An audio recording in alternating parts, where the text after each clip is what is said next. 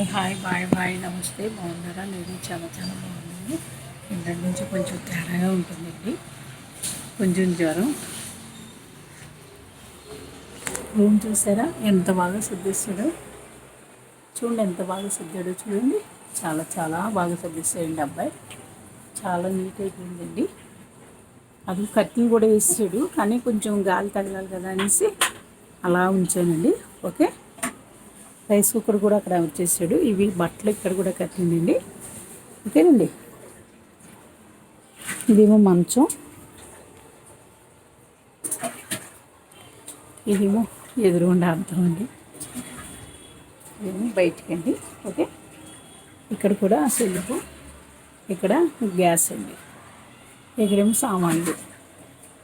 Okay, చూసారు కదా, ఇక్కడేమో వినాయకుడు, ఇక్కడేమో పెద్ద చైర్ అండి, ఇది పెద్ద చైరు, ఇక్కడ కూడా ఒకరు కూర్చోవచ్చండి. ఓకేనండి, హాయ్ అండి, బాయ్ అండి, నమస్తే. చూడండి ముద్దుగా ఉన్నాడు వినాయకుడు, చూడండి సత్య తీసుకొచ్చాడండి పువ్వులు. ఓకే, ఈ చామంతి పువ్వులు అయితే నాయండి, రైస్ కుక్కరు. ఓకే, ఇలా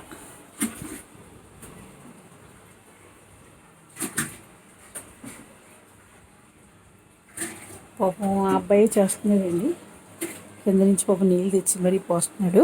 ఓకే,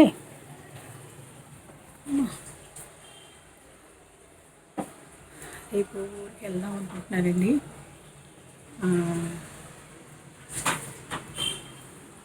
బాడీ మాత్రం అది తప్పింది కొంచెం. ఫస్ట్ సాహిత్యకి వచ్చిందండి, ఇంకెవరికి వచ్చింది వాళ్ళ ఫ్రెండ్కి, తర్వాత సాహితీ బాబు నా రూమ్లో కూర్చున్నాడు, వచ్చాడు, నాకు వచ్చిందండి. నిన్న ఇవాళ కూడా నేను జ్వరం ట్యాబ్లెట్లు వేసుకుంటున్నాను, అయినా సరే తేడాగా ఉంది.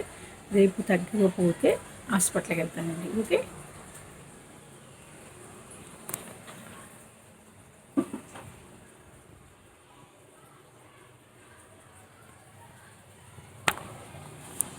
చాలు, కొండ నిండితే చాలు.